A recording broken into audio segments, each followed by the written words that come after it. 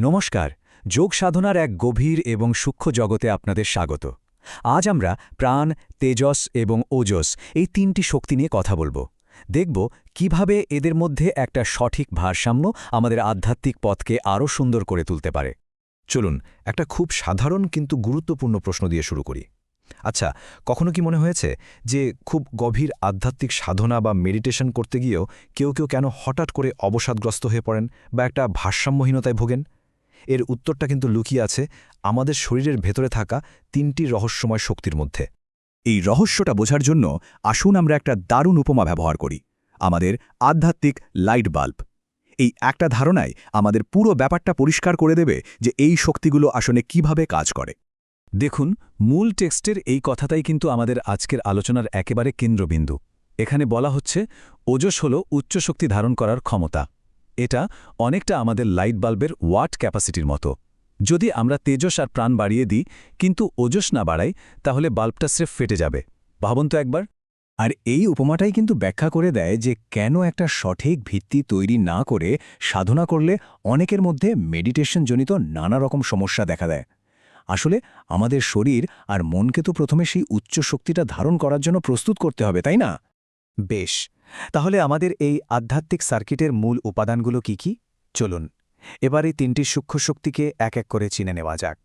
প্রথমেই আসা যাক ওজসের কথায়। ওজস হল আমাদের শরীরের সেই আদিম জীবনী শক্তি, আমাদের এনার্জির রিজার্ভ বা আধার। আমাদের লাইট বাল্বের উপমা অনুযায়ী ওজস হল বাল্বটা নিজের ক্ষমতা। ধরুন এটা একটা 100 ওয়াটের বাল্ব। এটাই আমাদের আধ্যাত্মিক শক্তির আসল কন্টেইনার। এরপর আসছে তেজস। তেজস হল সেই সূক্ষ্ম তাপ বা আলো যা সবকিছুকে রূপান্তরিত করে, মানে আমাদের ভেতরের জ্ঞান আর দীপ্তি। উপমা দিয়ে বলতে তেজস হল সেই ইলেকট্রিক কারেন্ট যা বাল্বটাকে জ্বালাতে সাহায্য করে। এটাই হলো সেই অ্যাক্টিভ রূপান্তরকারী শক্তি। আর সব শেষে হল প্রাণ। প্রাণ তো আমাদের জীবনী শক্তি, আমাদের শ্বাস-প্রশ্বাস, আমাদের শরীরের ভেতর শক্তির চলাচল। আমাদের সার্কিটের উপমায় প্রাণ হল ওই ইলেকট্রিক কারেন্টের গতি বা স্পিড। এই শক্তিটাই কিন্তু তেজসকে চালিত করে। এই টেবিলটা দেখুন, এখানে তিনটি শক্তির একটা চমৎকার সারসংক্ষেপ দেওয়া আছে। ওজস হল জলের মতো, যা সবকিছুকে ধারণ করে। তেজস হল আগুনের মতো, যা রূপান্তর ঘটায়। আর প্রাণ হল বাতাসের মতো, যা গতি তৈরি করে। মানে বাল্বের ওয়াট, কারেন্ট আর কারেন্টের গতি, এই তিনটে মিলেই কিন্তু একটা সম্পূর্ণ সার্কিট তৈরি হচ্ছে। তাহলে আমাদের আসল লক্ষ্যটা কি? লক্ষ্য হল এই তিনটে শক্তির মধ্যে একটা সুরেলা ভারসাম্য বা হারমোনি তৈরি করা, যাকে এখানে বলা হচ্ছে অখণ্ড সাধনা। একটা অখণ্ড সাধনায় প্রাণ, তেজস এবং অজস একে অপরকে টিকিয়ে রাখতে সাহায্য করে, একে অপরকে সাপোর্ট দেয়। এর ফলেই আধ্যাত্মিক উন্নতিটা ধীরে ধীরে স্থিতিশীল হয়। মানে তারা একে অপরের সঙ্গে প্রতিযোগিতা করে না, বরং একসঙ্গে কাজ করে। এখানে একটা খুব গুরুত্বপূর্ণ ব্যাপার হলো প্রাণ শক্তিকে সবসময় ঊর্ধ্বমুখী রাখা। যেমনটা এখানে বলা হয়েছে, ঊর্ধ্বগামী প্রাণ অজসকে ধরে রাখতে সাহায্য করে আর শক্তির অপচয় আটকায়। বিভিন্ন প্রাণায়ামের মাধ্যমে এটা করা সম্ভব। আর এর ফল কি? এর ফল হল প্রকৃত আলোক প্রাপ্তি, মানে ভেতরের একটা স্থির, উজ্জ্বল আর টেকসই আলো।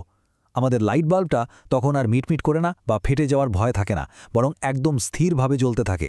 কিন্তু যদি এই ভারসাম্যটা না থাকে, তখনই বিপদ, তখনই ফিউজ উড়ে যাওয়ার মতো অবস্থা হতে পারে। চলুন এই ভারসাম্যহীনতার ঝুঁকিগুলো এবার একটু দেখে নেওয়া যাক। এই স্লাইডটা দেখুন, দুটো পথের পার্থক্যটা কি সুন্দরভাবে দেখানো হয়েছে। সঠিক পথে কি হয়? ওজসকে প্রথমে একটা মজবুত ভিত্তি হিসেবে তৈরি করা হয়, তাই আমাদের বাল্ব সহজেই হাই কারেন্ট সামলে নিতে পারে। আর ভুল পথে কি হয়?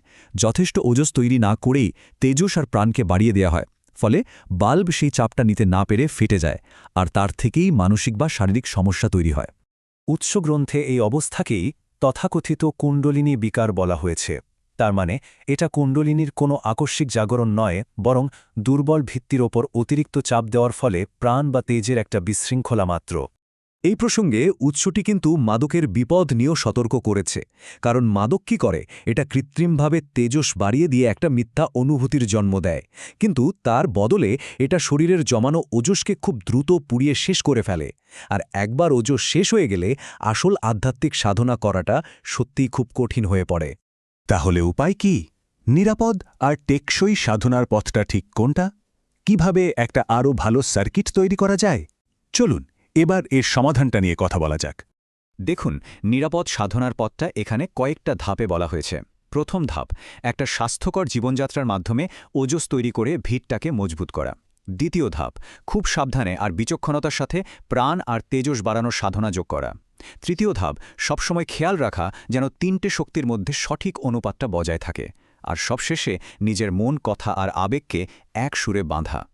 আর সবশেষে এই অসাধারণ কথাটা সাধনার আসল লক্ষ্যটা আমাদের মনে করিয়ে দেয়।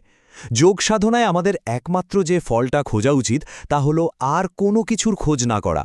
মানে লক্ষ্যটা শুধু শক্তি বাড়ানো নয়, বরং ভেতরের একটা পরম শান্তি আর তৃপ্তি খুঁজে পাওয়া।